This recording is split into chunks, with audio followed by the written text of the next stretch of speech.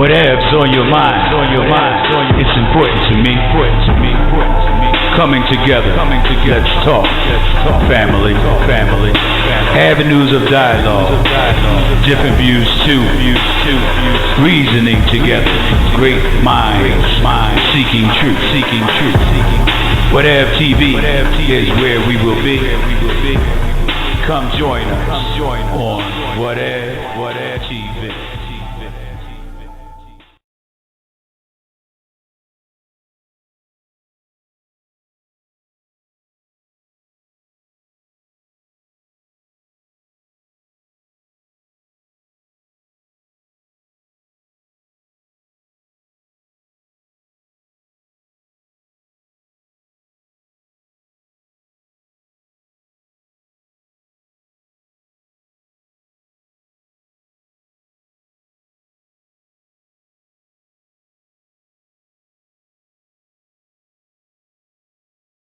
Welcome to another episode of Brother to Brother, where great minds seek truth. Today we have with us Brother Tyree Stratton, a black author who has a story to tell. So let me start by saying Assalamu alaikum, my brother. Wa alaikum salam wa rahmatullah. And to my Islamic brothers and sisters out there, let me say in your holy month of Ramadan Mubarak. Okay, so let's start first of all with the title of your books, and then we'll go back to how we got to that point. First, the title of my books is called Money Takers. I got Money Takers 1 and Money Takers 2. And where can they find those books? And you can find both books on Amazon.com, on Kindle, on ebooks, and all digital platforms. Okay, so let's take us back to your story, and start wherever you choose to start, and let us know, because the name of this episode is called Journey, and ultimately is your journey. Let us know what you want us to know about your journey.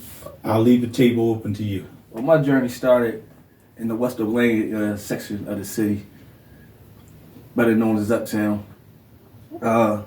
I was raised by my grandparents, even though my mom and dad was in my life. My grandparents, raised me and my 5 other siblings. Okay. Coming up, I was into sports. I was real good in basketball and football. Always played for the Wildcats. Okay. And ventured out for some other teams. But I was real active in the sports, whether it was track, basketball, football. So as the time went on, growing up, again, being raised by my grandparents, they was also raising their own kids.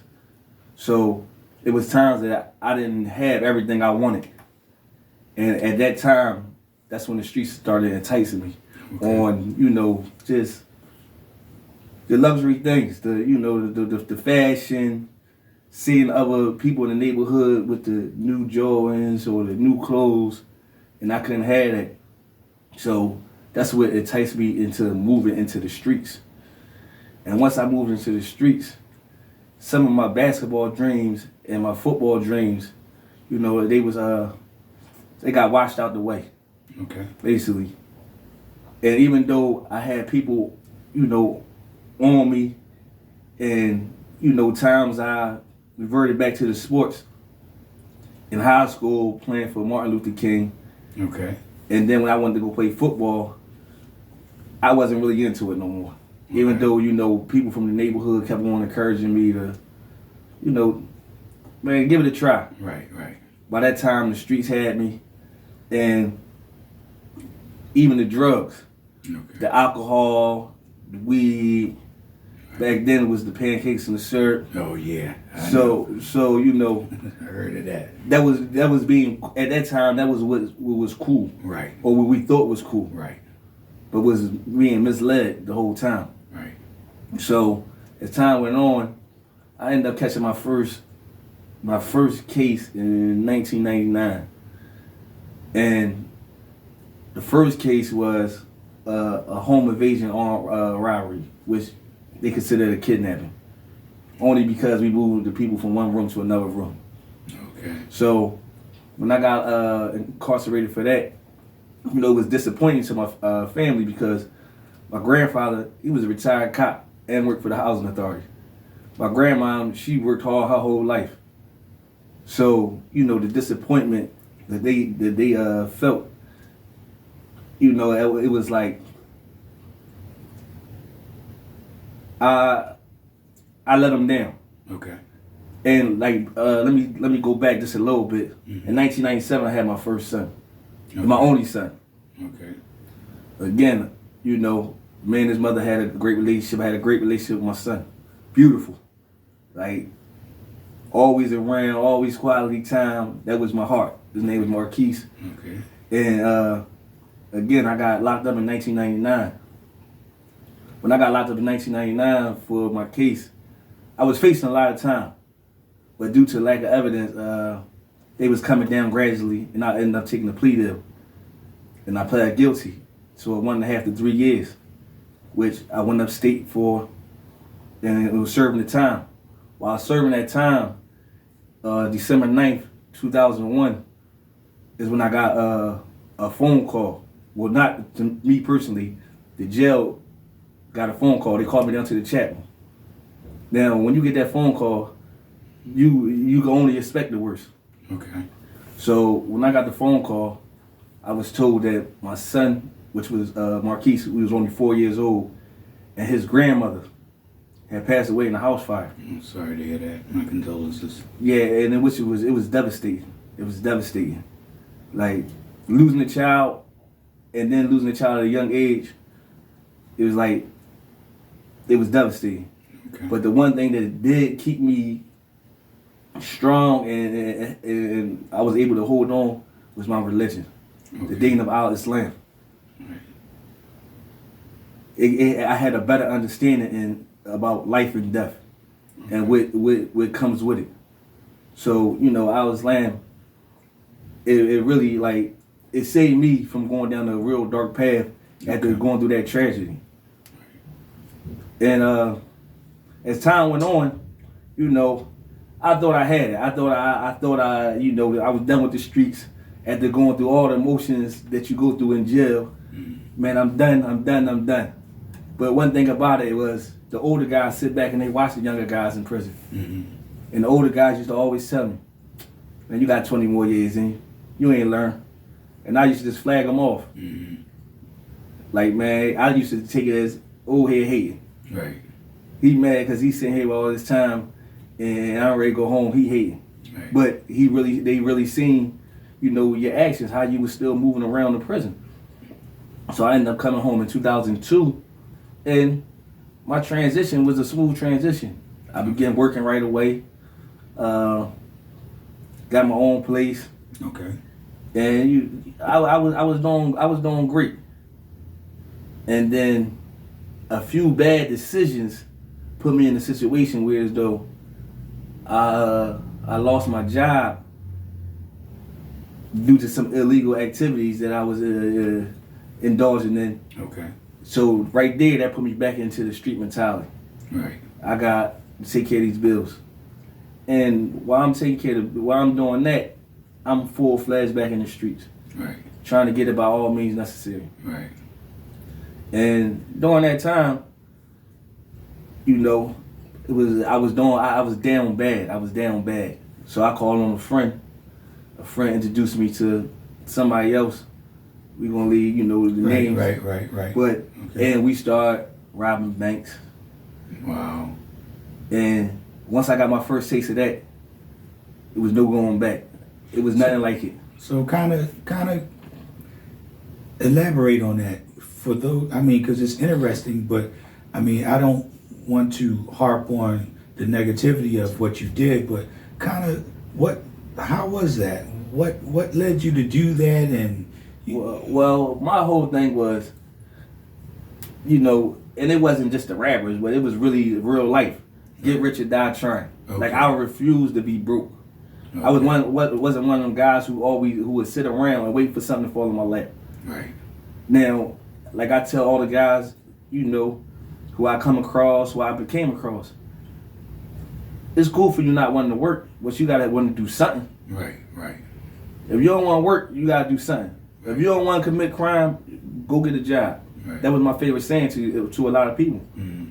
So at this time, as I'm robbing banks, not knowing going fast forward just a little bit, not knowing what I know now, Mm-hmm. is if I would have got caught for a lot of things I've done, Mm-hmm. I'd have been facing 1,000 years. Oh, wow. And not, that's just me not knowing the law, the Right. federal law when it comes to bank robbery. Mm-hmm. And during that time, we was reckless. Mm-hmm. We was reckless because the money was so good, Right. the living was so good. I thought I had it all. You couldn't tell me nothing. You couldn't. My arrogance was just was at an all-time high. Right. Right. So, during that time, we was living good. The people around me was living good. I had my family living good. It was good times Right. for all the wrong reasons. Okay. So, it was a tragic morning in February 2004. Mm-hmm. Me and two of my co-defendants, Mm-hmm. we end up going to Wilmington, Delaware, Okay. where we felt like it was a sweet lick, Right. as people would say. Right. Okay.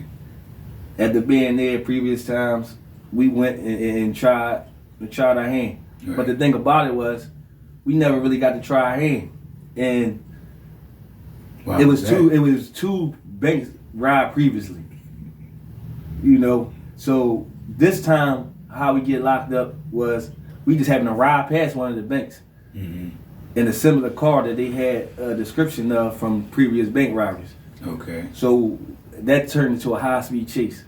Okay. The high-speed chase turned us to us throwing guns and paraphernalia out the window. Trying That trying to get rid of the evidence Right. that we used in the robbery.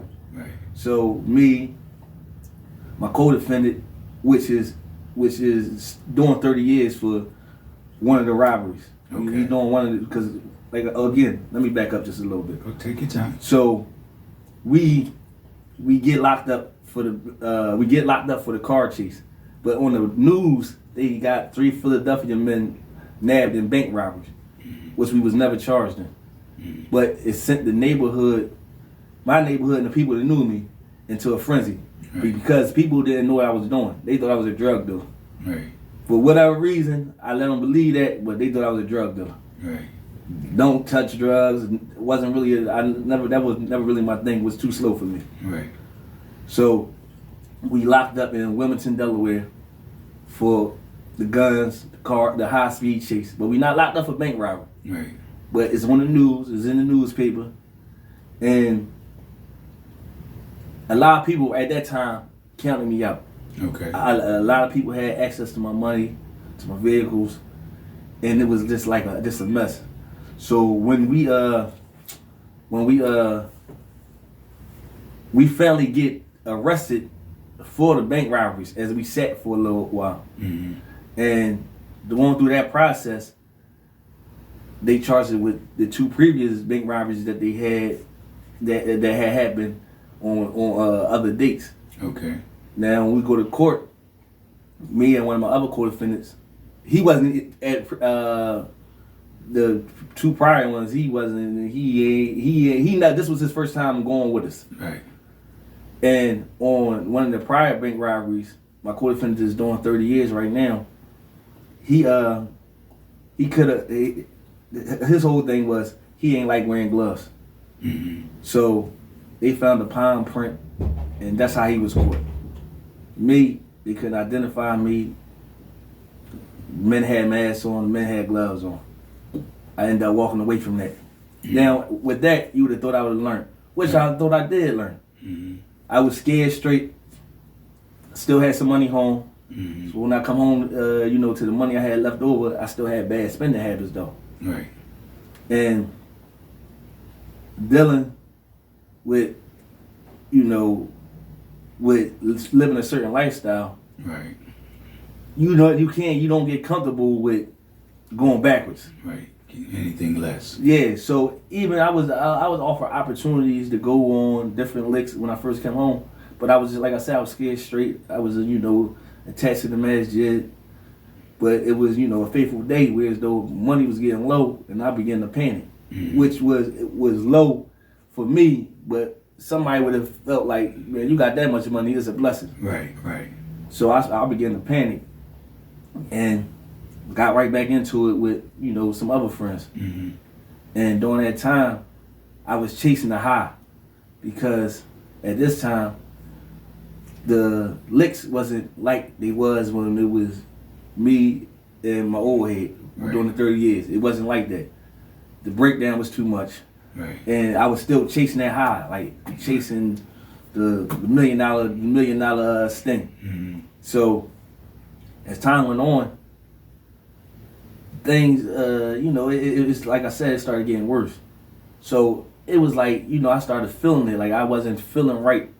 Like I know my time coming, but at the same time, I'm thinking like, for these bank robberies, man, I'll probably get like 8 to 10 years. I could do that, standing up in my head. That's not about nothing. Right.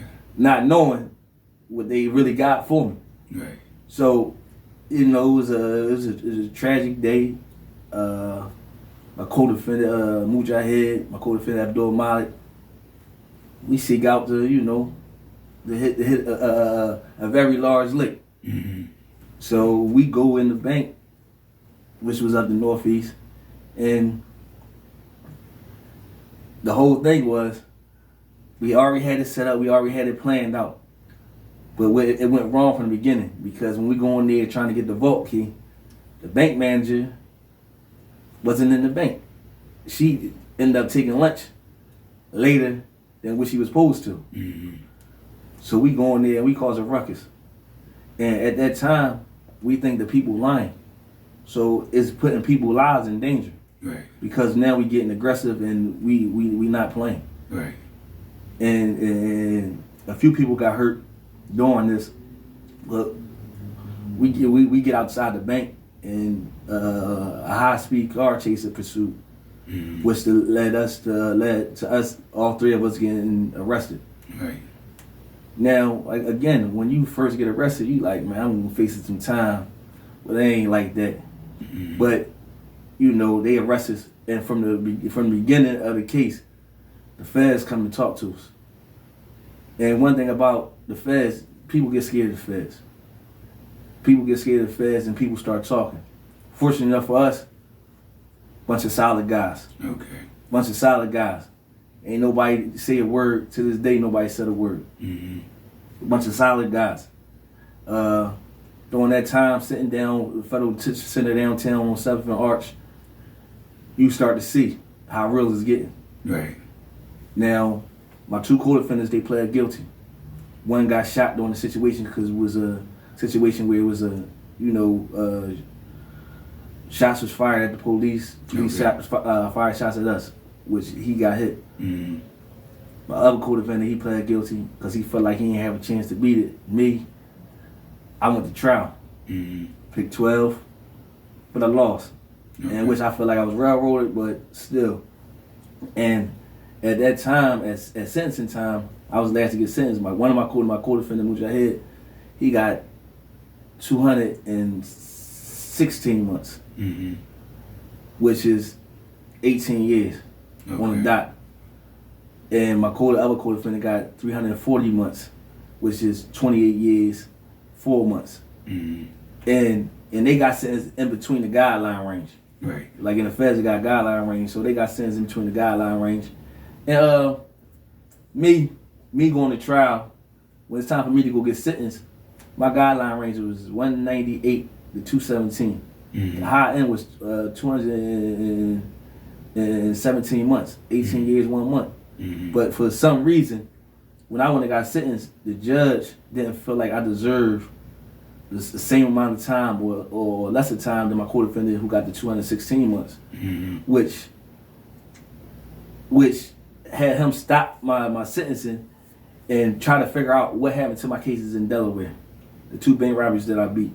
Mm-hmm. And then he even went back farther to find out why I wasn't given a harsher sentence for my home invasion kidnapping charge. Mm-hmm. So in his due diligence, he felt like he would bring some justice to the criminal justice center and give me 260 months, which was a 20% higher sentence than what I was supposed to get, which was 21 years, 8 months. Okay. Now during this time, family in the court, family going through it, grandma and grandpa still there. Again, I always had a relationship with my mom and dad. They was in there, brothers and sisters. But I had a little brother. And to this day, we laugh about it. Because he the one that went, like, you know, on the straight path. Good. College and all that. But he always tell me, the day I got sentenced was enough to know crime wasn't for him. Okay. So, you know what I'm saying? So my brother Dante, when he always joke about that. Like, I knew crime wasn't for me, my brother. That's the thing we said. So, and I respect that. Right. And proud of the man he became and becoming. But so when I get sentenced, I'm sitting there at FDC. You hear the stories about these prisons you gotta go to. Now you ain't in no detention center. Right. You gotta go to these prisons. Right. And in the federal system, some of these prisons could be dangerous. Mm-hmm. And the first place they sent me to was USP Hazleton.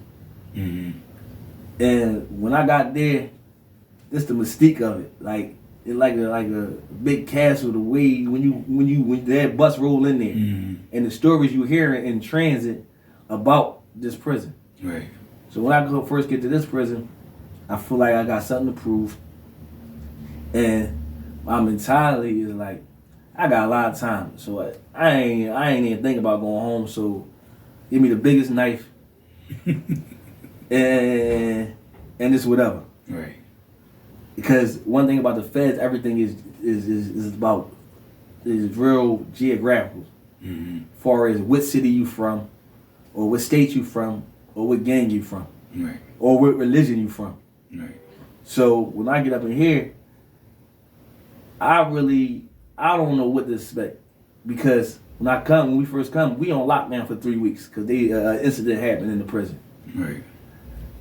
Now when we come out, you know, I'm meeting all the guys from Philadelphia. I'm meeting the Muslims, and some guys I heard of, some guys I probably was with their peoples on the block back when I was down FDC, and they might have sent a message, yo, you know.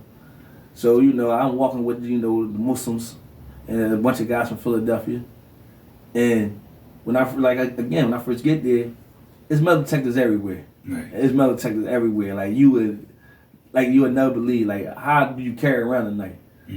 But when one of the homies tried to give me a knife, I'm like, oh, let me see the layout, because I ain't know it's metal detectors everywhere. So as I walked outside to the yard and heard nothing but beeps as everybody was going through the metal detectors, I said, they just for sure. So yeah, give me that. But going through that that USP experience, it was a violent experience. We had some things. It was some violent experience, and even the Muslims or the guys from Philadelphia, we got into a couple situations. Okay. Which got handled. Some got handled diplomatically. Other situations was got a little violent. Right. But when the point system changed in the federal system around like the end of 2006 to 2007, which switched me to a medium secure prison, which sent me to FCI McKean up in Bradford, PA. Okay. When I got there, it's a little laid back, but it's still a little rowdy. Okay. And while I was doing the time of McKean, we not locked down as much as the USP, so I'm back in the sports. I'm playing basketball again, playing flag football. I'm active in the sporting community. So as as the time going on,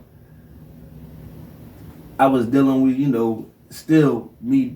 I got there in 2007.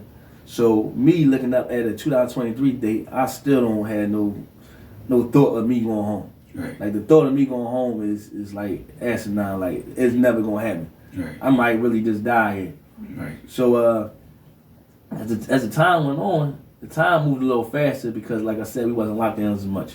Right. So as time was going on, I'm active in the sports. I start, becoming proactive in changing my life. Okay. And really had to sit down like with an older brother who had some time, and I used to always tell him the story about when I was upstate and the older guys used to say, man, you got another 20 years, and I'm like, which came true. Right. It really came true. What they was saying really came true. So he was just giving me advice like, man, listen, these people ain't gonna rehabilitate you. You gotta want to do it yourself. Right. And that's when I became active in, certain classes, like victim impact. Like, what did my crime? How did my crime impact them victims physically, mentally, and emotionally? Right. It was somebody's mother, sister, somebody's brother. They was in that bank, and like again, things got a little violent in there, and you could have people. When I learned from victim impact, these people that was in this bank, they might not emotionally or mentally, we might cause them not wanting to enter another bank or afraid to enter another bank because they're afraid that somebody they experience that somebody will come in there and do it again. So I had to get a better understanding on how I impacted my victims. And once I started doing that, I took anti-violence classes on how can we come to a agreement without violence? How can we, bring a conflict resolution? It was like a conflict resolution class, and it's classes that I didn't think I would have sat in games I never thought I would have played. Right. But it was like fun, and then I started getting in tune with myself. Right. It's not all about trying to be the toughest, the roughest, the one to stand out. Because one thing about me, in my neighborhood, the West Oakland area, a lot of guys, I was respected. Mm-hmm. I didn't kill 100 people. I never had the most money. Right. I never had the most women. But the way I always carried myself, I was always respected. You're not gonna have no stories going around like somebody just done something to me and it went. If it was a situation where as though it was a beef, it was just a beef. We ain't like each other, but it was never no disrespect. So even like me being at McKean, a lot of guys took a liking to me from different cities, different gangs, and all that. Just the way the way I carried myself.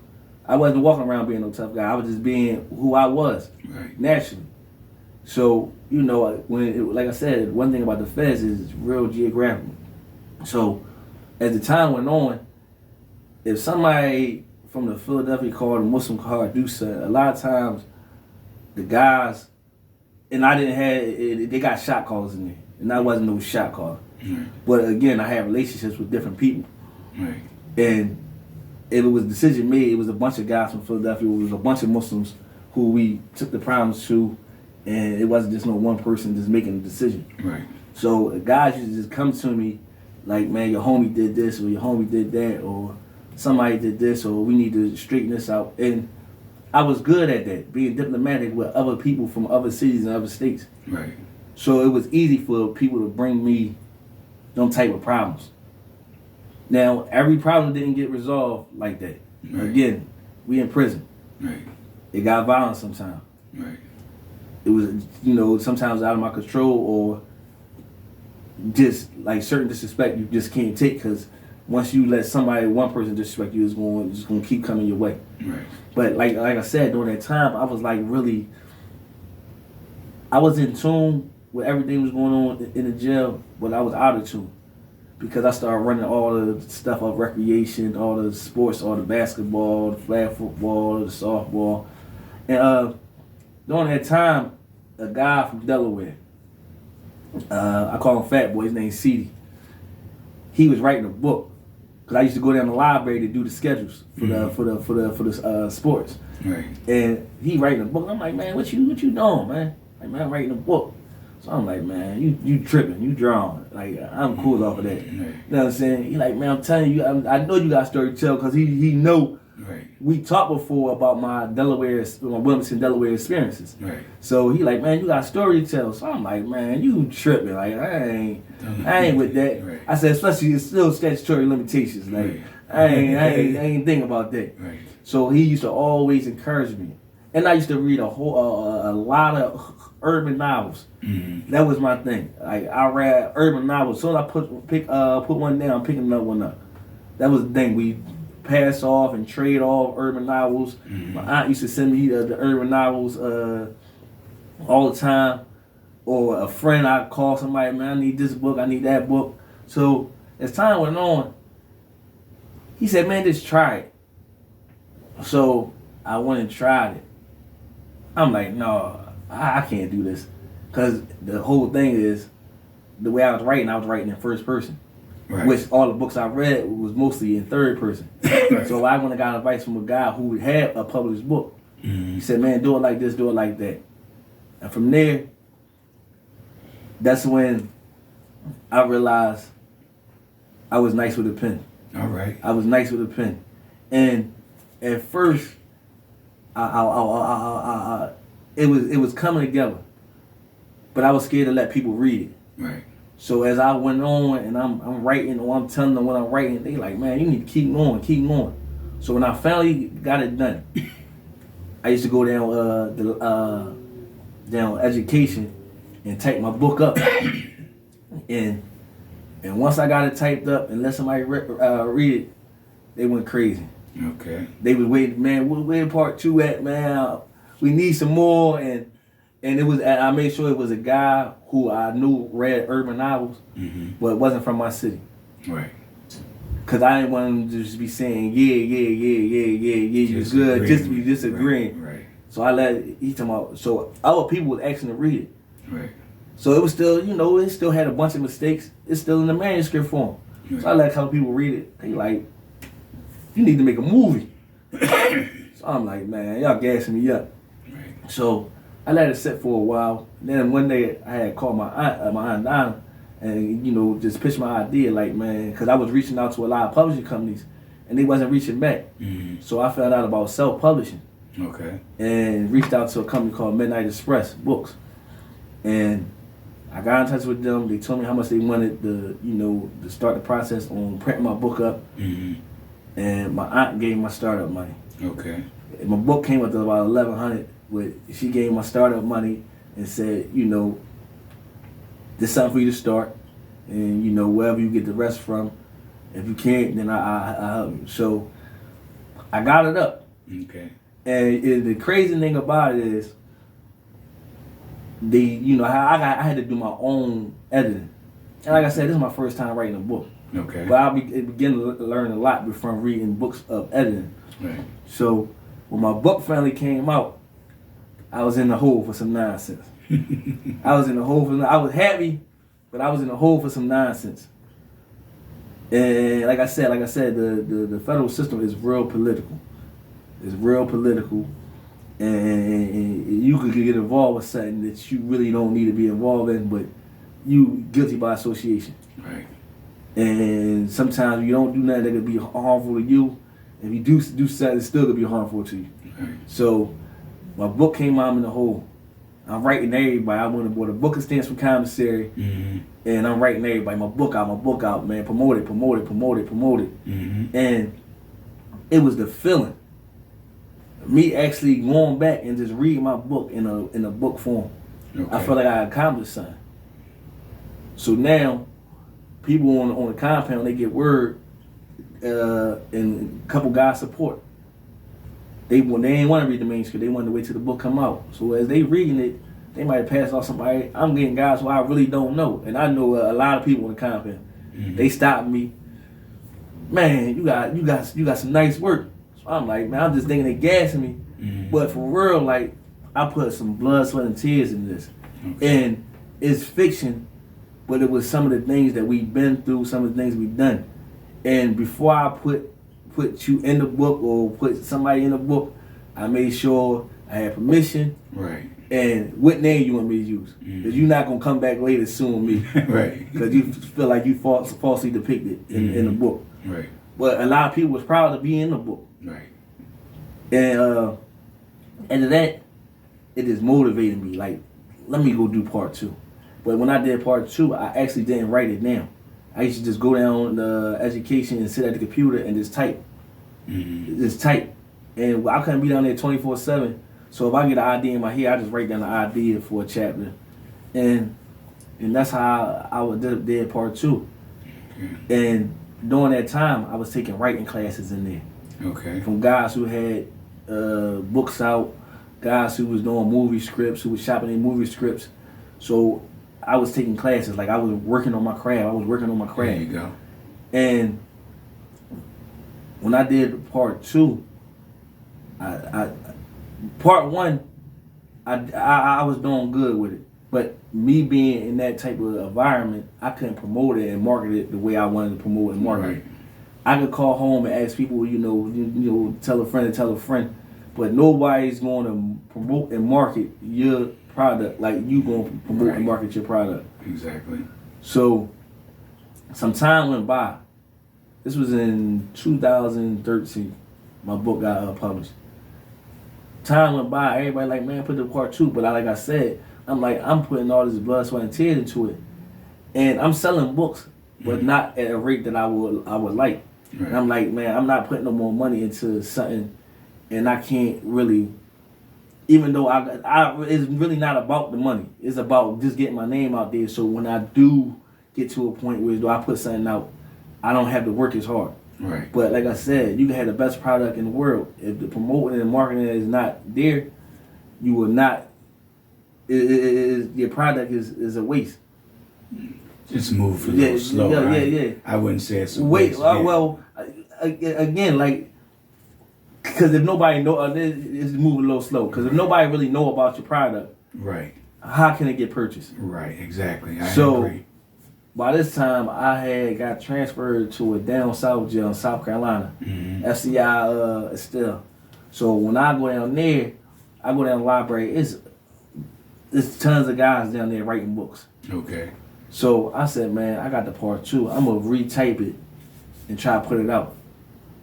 So, but before I put it out, I run into a guy. He friends with somebody who got a publishing company. Okay. So I reach out to them. They act like they want it. So we said we're gonna republish the first book and just change the cover. Everything will be the same. Well, that was a mistake. Oh wow. I republished it, and it was like I was doing the same thing. Like I was doing it by myself again. Right. So I said, man, when I put out the part 2, I'm going back to the way I started at Midnight Express, self-publishing. And by the time I put out the part 2, coming in 2018, 19, going to 19, I was at prison. By that time, it was Fort Dix. Fort Dix is different. And I can't give too much up about it, but only thing we missing was the women and the fast cars in there. Okay. But I felt like I had a better opportunity to promote it being there. Okay. With the social media and all that. The freedom. Yeah, so I feel like, so when I put out part 2, it picked up from the part 1. And a lot of people was excited about it. And, I sold a nice amount of books.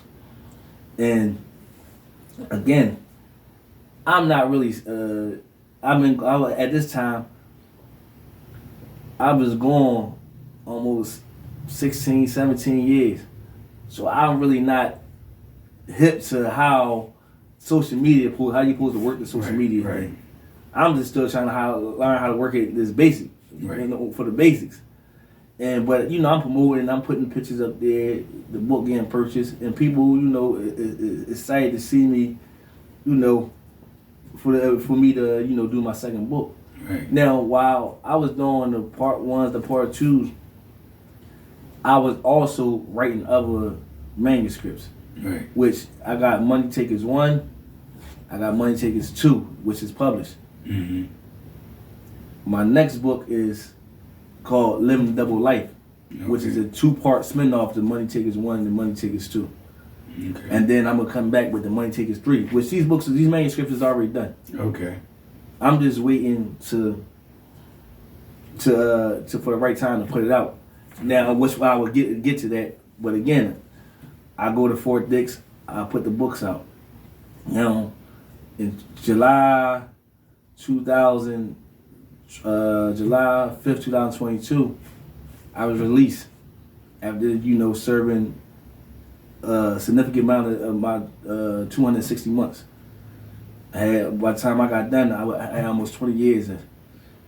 So, as I come home, which I'm not fully home right now. Right. I know y'all see me, but I'm in a halfway house. Okay. A federal halfway house, whereas though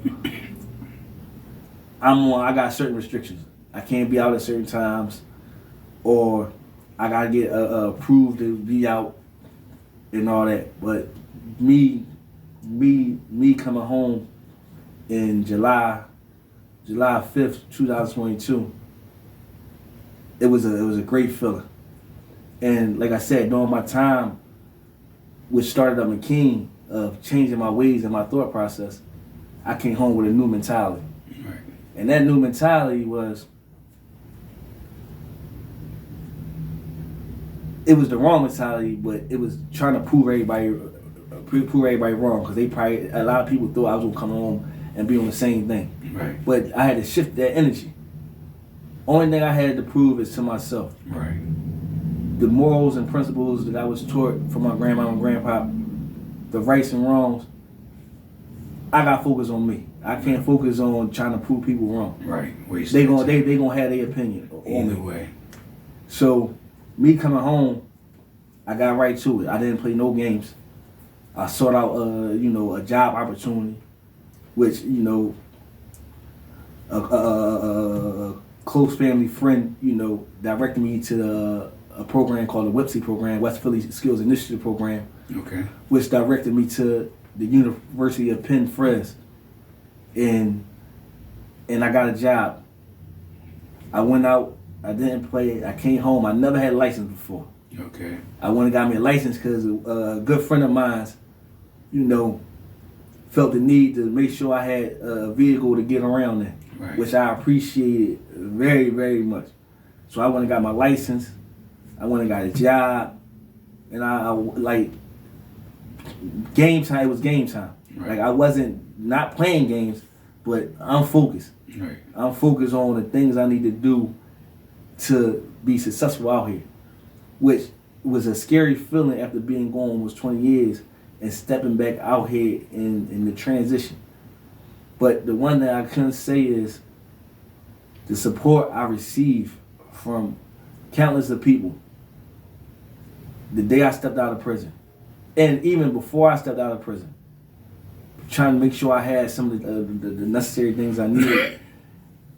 It was a blessing, because you got a lot of people who step out and don't have nothing. Right. No And even though I was starting from scratch, I still had a support system, which is which is very important. And even with me getting a job, it took a little longer than I expected because of my background check, which I was already hired. They just still had to go through the formalities of my background check. Now, this is one of the times I got frustrated because, again, I was told I'm hired. It don't matter. They already know about my criminal background. I'm hired. They just got to go through the full background check. Right. And it was taking longer, and I was getting desperate. Mm-hmm. And certain conversations I had with people, I was moving backwards into that wrong direction. Right. But due to some encouraging conversations and some a great support system, Mm-hmm. I didn't take them steps backwards. I moved forward and ultimately, starting my job, had a car, and trying to build my credit with the credit cards, which is new to me. Okay. So and at times, my transition is a good transition. I can't complain, even though sometimes I do complain. Right. I get the reality check. Whereas though, would I rather be going through this or getting ready for count time? Right. And me, the thought of me getting ready for count, going through what I went through in that prison system. So what's count time? It's about, you got about, during a week, you got about two or three counts a day. Oh, wow. Saying you gotta stand up, you gotta be the lights on, and they ain't trying to hear it. Some of the counts you can still be asleep, but it's just, you can lay in your bed, but other counts, like, you gotta be up by the door or by your bed so they can see you. So just me thinking about going through some of the things I went through, whether it was physical, whether I had physical altercations in there, or just being in there trying to outthink somebody, because every day, especially in penitentiary, when you come out that cell, your thought process either I'm gonna kill somebody or somebody gonna kill me. Wow. And that's just facts. That's just how I go. Like somebody going, and again, when you first come through and you got a 2023 date in 2005, you ain't thinking about no going home. Right. You ain't thinking about going home. That's the last thing on your mind. So you know it's far off. yeah, so me, and what helped me get out a little earlier than what I was supposed to get out. First in 2018,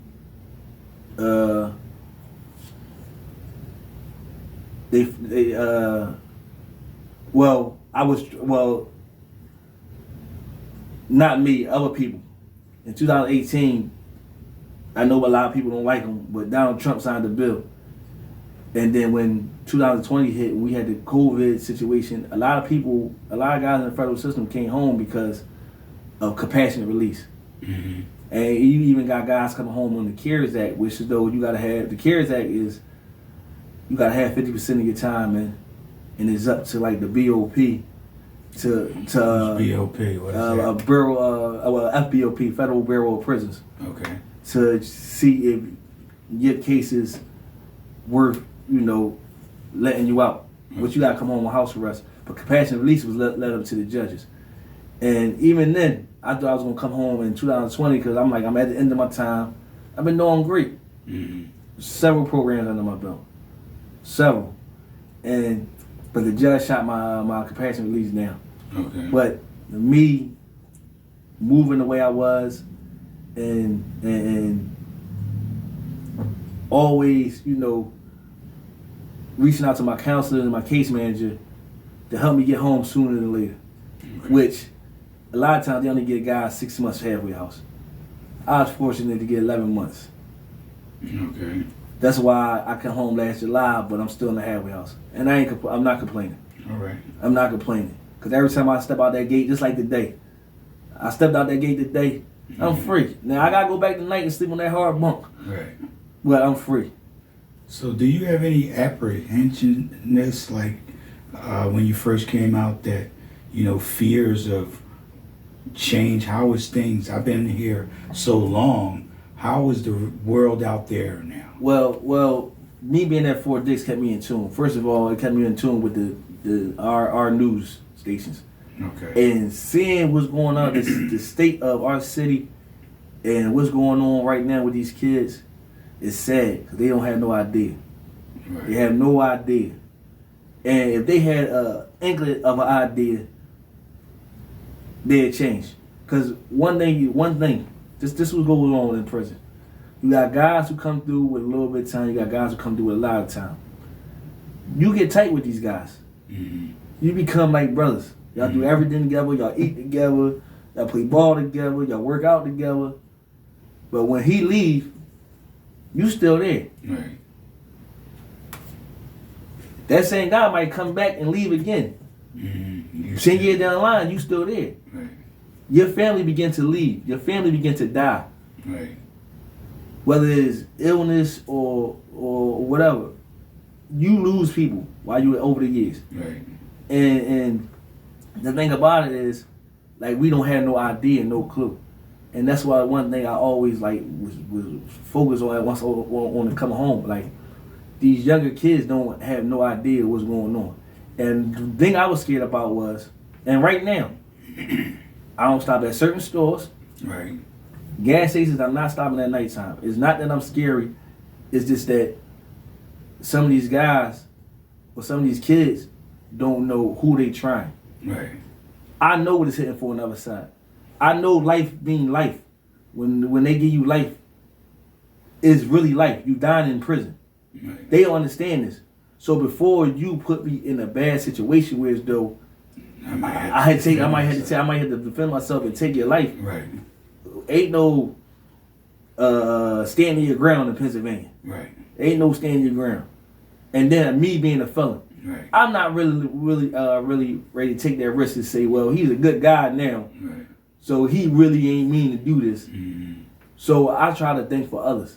Right. If I see a bad situation and just me having my street sense, Avoid it. I avoid it. Right. I avoid it. So me stopping at gas stations or stopping at going to certain places that I used to go to, I don't do it. I'm with family or I'm at work. Right. Point blank. And that's how I'm saving myself.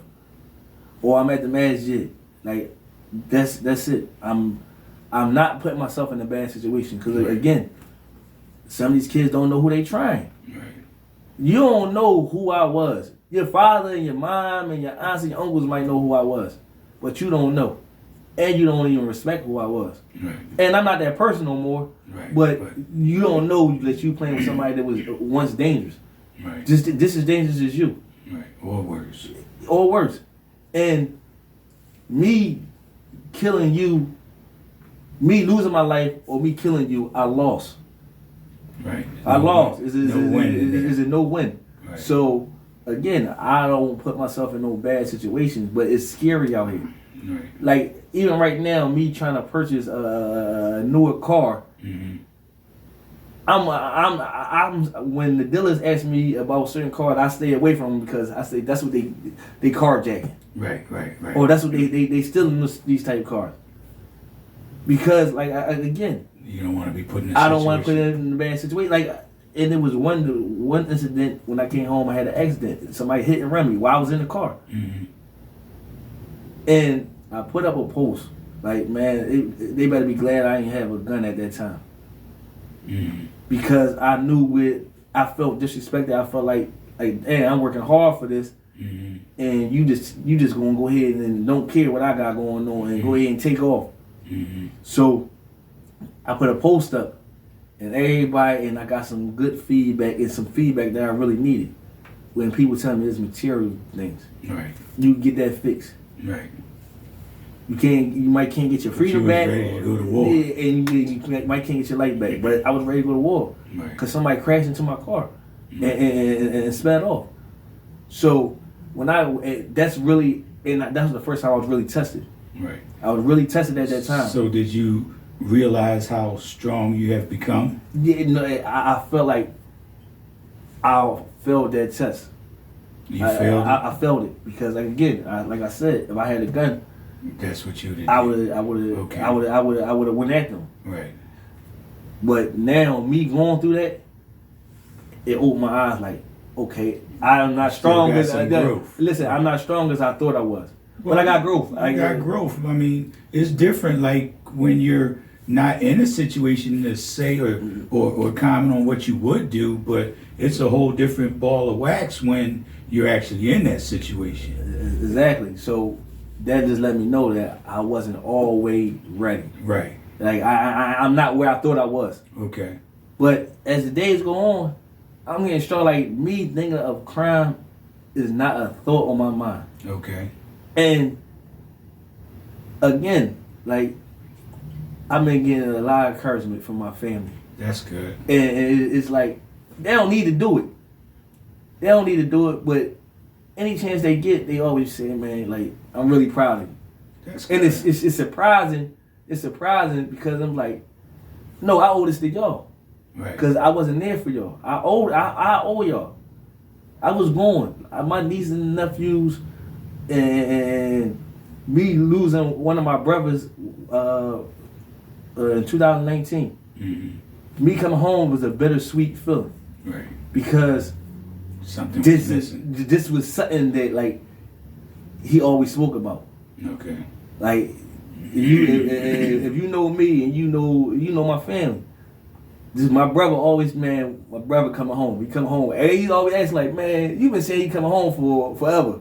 When he really coming home? Mm-hmm. You know what I'm saying? And then me to lose him so suddenly, it was like a bittersweet.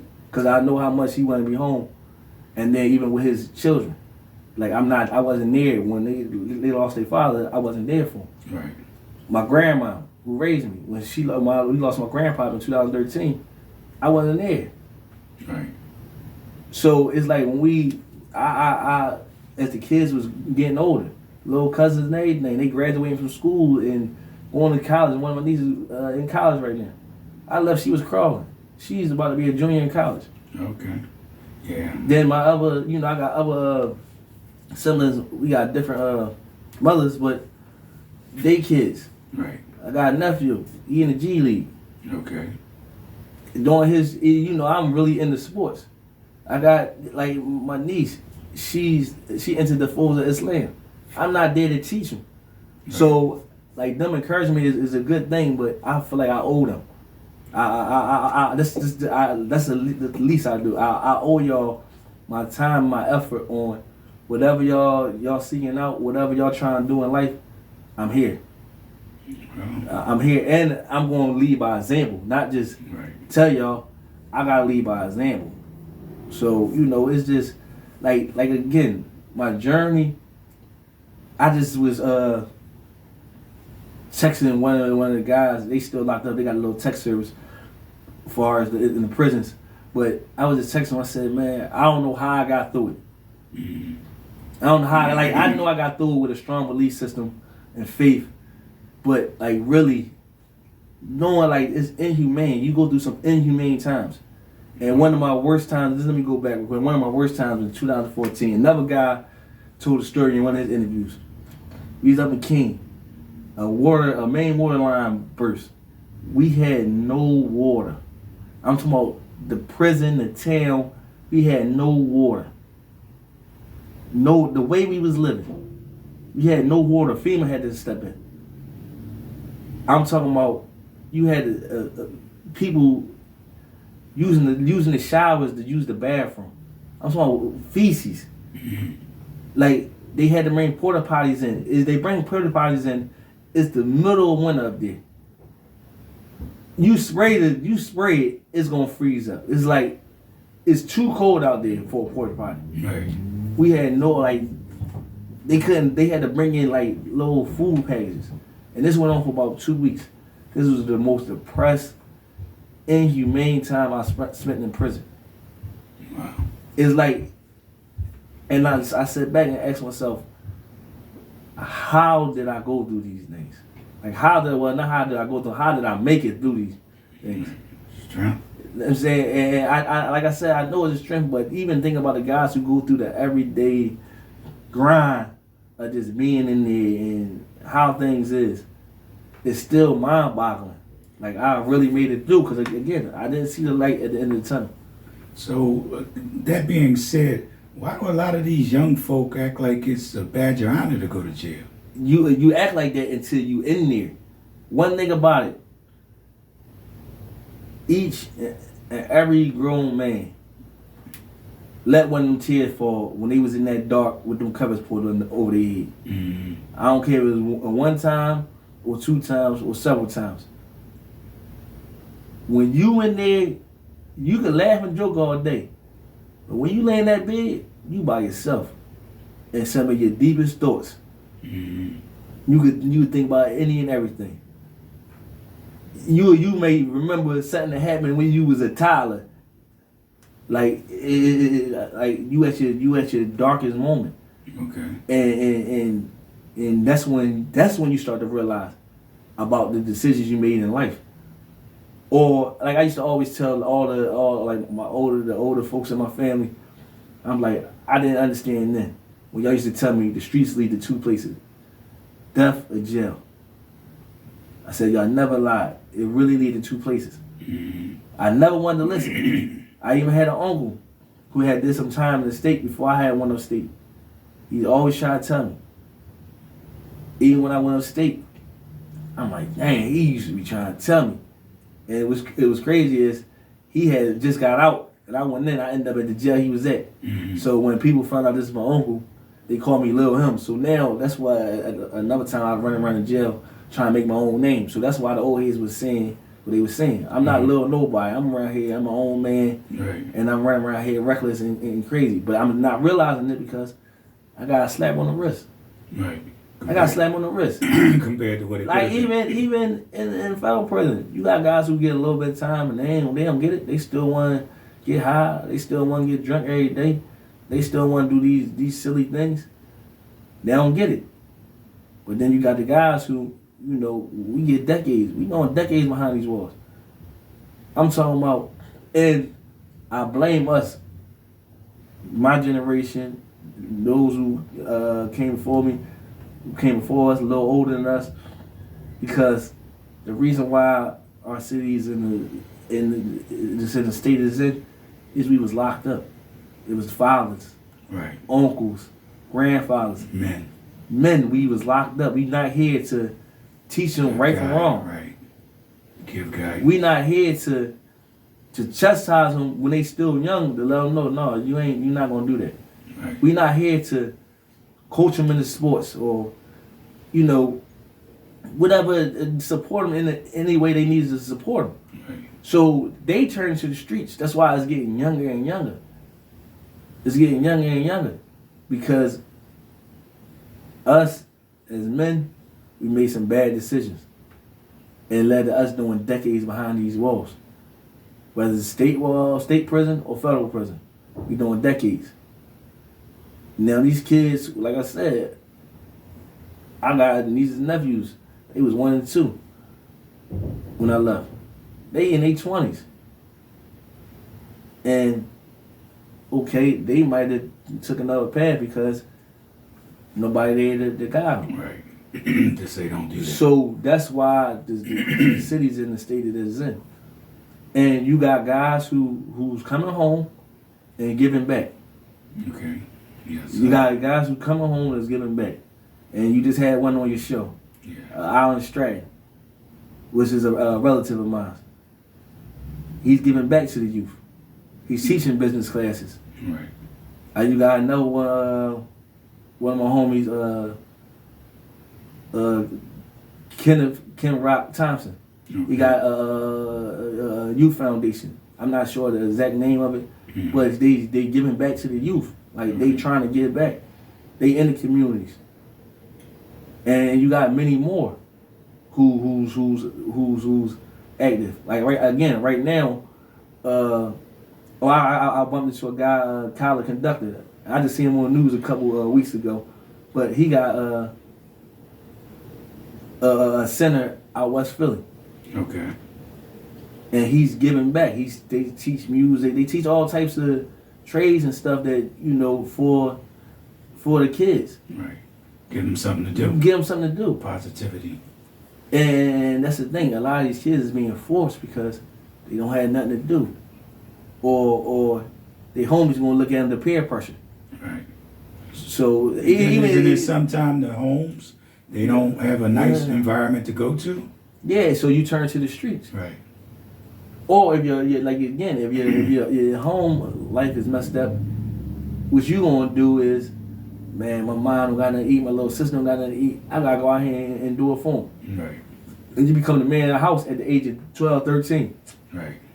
trying to feed them. So now this leads to you becoming this person that you really had no control on being. Right. Cause you just you felt like you had to step up. But like again, like my transition, I'm not fully out. Okay. I'm not fully out. I'm still I'm still in the habit. What are some of the challenges you face daily now, knowing what you know and having goals?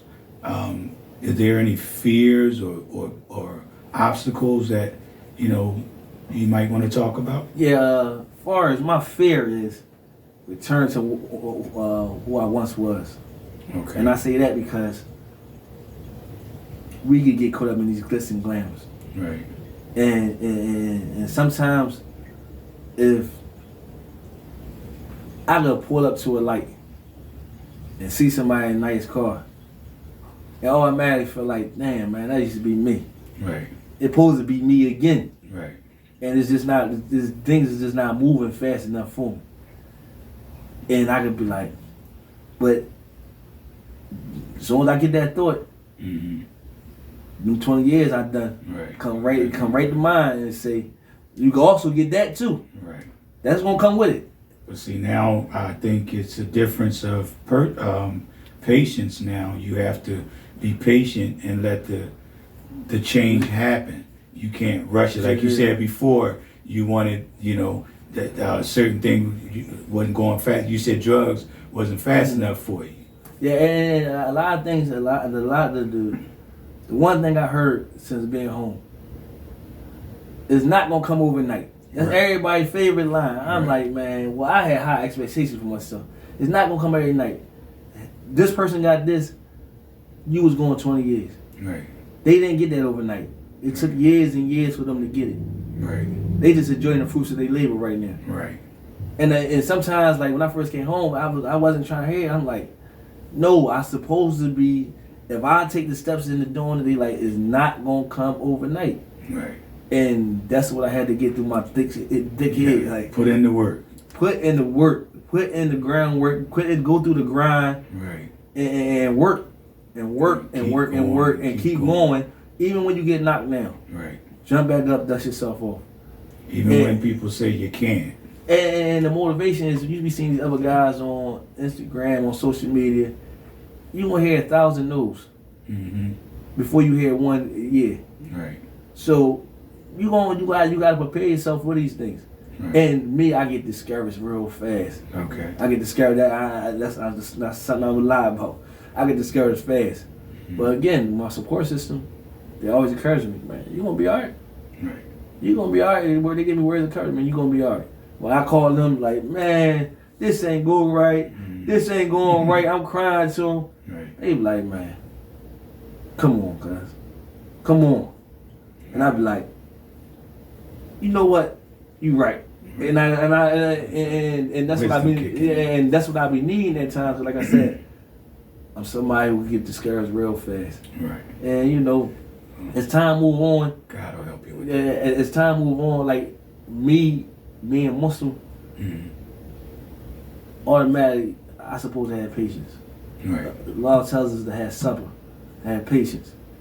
And as long as I stay firm in my religion Mm-hmm. and my belief system, I believe that in not worry about the dunya, which is the worldly things, Mm-hmm. I'm gonna be okay. Right. You know what I'm saying? And the law knows best. So it's just that I just gotta stay firm. But again, it's some scary things out here. The state of our city in Philadelphia is a scary thing. But every day I walk out that door, is just I know what I have to do. Ain't no pit stops. Right. Ain't no pit stops. Ain't no extracurricular activities.